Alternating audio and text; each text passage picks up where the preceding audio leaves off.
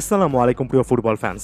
Emiliano মার্টিনেজের কয়েকটা অসাধারণ save সম্পর্কে একটু অ্যানালাইসিস করার চেষ্টা করব। কয়েকটা ছোট ছোট ক্লিপের মাধ্যমে আসলে বোঝার চেষ্টা করব যে এমি মার্টিনেজ এভাবে কিভাবে ক্লোজ রেঞ্জের একের পর এক শট ঠেকান, কিভাবে টাইব্রেকারে এমি মার্টিনেজ সত্যিকার অর্থে বিশ্বসেরা একজন গোলকিপার।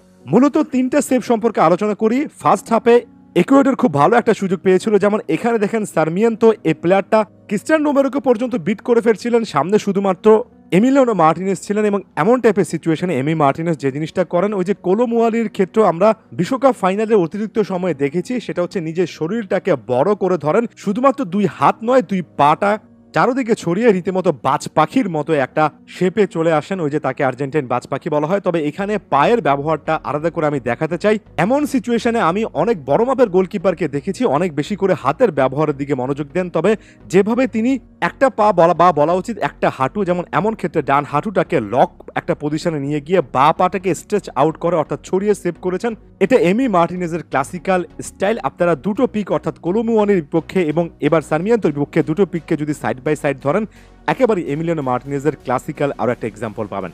এরপর যদি টাইব্রেকারের শটগুলো ঠেকানোর ক্ষেত্রে চলে আসে, আমি এখানে প্রথমেই বলে নিতে চাই যে এমিলিয়ানো মার্টিনেজের পেনাল্টি শট ঠেকানোর ক্ষেত্রে ডিফারেন্ট ট্যাকটিক্স, ডিফারেন্ট টেকনিক আছে। শুধুমাত্র একটা দুটো টেকনিকের বিশ্লেষণ করে সেটাকে এমি মার্টিনেজের ওভারঅল স্কিল বলা যায় না। যেমন তিনি এর আগে 2021 কোপা আমেরিকার সেমিফাইনালে কলম্বিয়ার বিপক্ষে একটা টেকনিক ইউজ করেছিলেন, অনেক বেশি করে মাইন্ড গেম খেলেছিলেন। আবার ফ্রান্সের বিপক্ষে ফাইনালে ভিন্ন একটা টেকনিক দেখেছি, আর আজকে কিন্তু একটু ডিফারেন্ট টাইপের টেকনিক দেখলাম। কোনো একটা ভিডিওতে আলাদা আলাদা টেকনিকগুলো ব্যাখ্যা করার চেষ্টা করব। আজকের দুটো শট সম্পর্কে যদি আলোচনা করি, প্রথমত আমাদেরকে বুঝতে হবে একজন গোলকিপারে পেনাল্টি সেভ করার জন্য বেসিক কোন কোন জিনিস লাগে। প্রথমত দুটো পায়ে একেবারে সমান ভর দিয়ে বা স্টে অন ইউর টোজ এমন টাইপের একটা কথাবার্তা বলা হয়, অর্থাৎ যাতে করে দুদিকে জাম করা যায় এমন টাইপের একটা পজিশনাল সেন্স সবসময় থাকতে হয়। সাফল করতে হয়, অর্থাৎ প্লেয়ারটাকে বিভ্রান্ত করার জন্য এদিক ওইদিক মুভমেন্ট করতে হয়।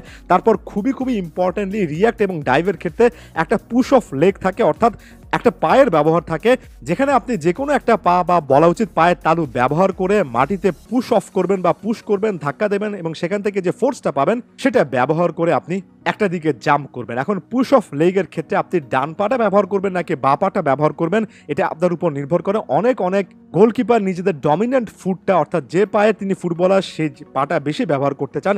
এমিলিয়ানো মার্টিনেজের ক্ষেত্রে এই দিন আমি যে জিনিসটা দেখেছি বা বড় দেখি, এমিলিয়ানো মার্টিনেজ কোন পায়ে আসলে পুশ অফ করছেন সেটা প্লেয়ারটা শট নেওয়ার আগ মুহূর্ত পর্যন্ত একেবারে বুঝতেই পারে না।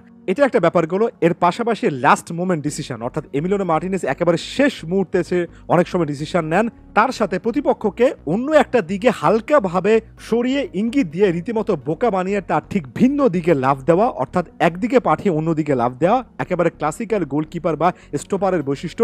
সেটাও যখন যুক্ত হয় তখন এমি মার্টিনেজ একেবারে বিধ্বংসী হয়ে ওঠেন। প্রথম শটটার ক্ষেত্রে দেখুন যেটা তিনি ঠেকিয়েছেন টাইব্রেকার থেকে, এমিলিয়ানো মার্টিনেজ ডিসিশনটা কতটুকু লেটে নিয়েছেন।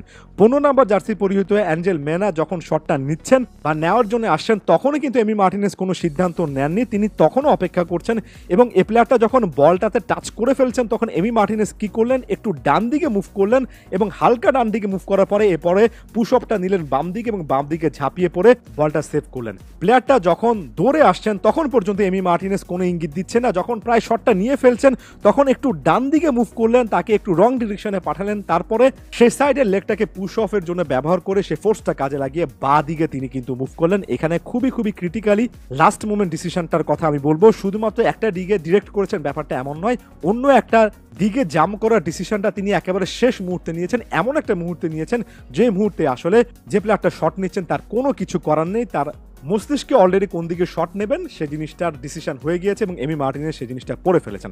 পরবর্তী শটটা ঠেকানো এমির জন্য আরো বেশি করে সহজ ছিল এবং একটু ভিন্ন ছিল। এখানে একেবারে লাস্ট মোমেন্ট ডিসিশন নেননি, বরঞ্চ প্লেয়ারটা যখন রান করছিলেন শটটা নেওয়ার জন্য তখনই হালকা একটু বা দিকে মুভমেন্ট করে তারপর ডান দিকে ঝাঁপিয়ে পড়েছেন। এক্ষেত্রে শুরুতে বা পা, তারপরে ডান দিকে যেহেতু ঝাঁপাবেন ডান পাটা পুশ অফ লেগ হিসেবে ইউজ করে সে ফোর্সটা কাজে লাগিয়ে ডান দিকে মুভ করেছেন। দুটো পেনাল্টির ক্ষেত্রে বা সেভের ক্ষেত্রে প্লেয়ারটাকে অন্য ডিরেকশনে পাঠানোর একটা ব্যাপার ছিল, যেটা অন্যান্য গোলকিপারের ক্ষেত্রেও থাকে। তবে এমি মার্টিনেজ যে ডিসিশনগুলো একেবারে শেষ মোমেন্টে এত স্প্লিট অফ সেকেন্ড বা ভগ্নাংশ সময়ে নিচ্ছেন যে এটা শুধুমাত্র এমির পক্ষে পসিবল, বা অন্যভাবে বলা উচিত এমিলিয়ানো মার্টিনেজ তার রিফ্লেক্স এতটাই অসাধারণ যে একেবারে শেষ মুহূর্তে এসে স্প্লিট অফ সেকেন্ডে তিনি ডিসিশন নিতে পারেন। এই কারণে এমি মার্টিনেজ সত্যিকার অর্থে অনন্য একজন গোলকিপার। এর পাশাপাশি মাইন্ড গেমের ব্যাপারটা তো আছে। সব মিলিয়ে নিঃসন্দেহে বিশ্বসেরা স্টপার, আর্জেন্টিনার অসাধারণ একজন সার্ভিসম্যান, একজন saviour, one and only Emiliano Martinez.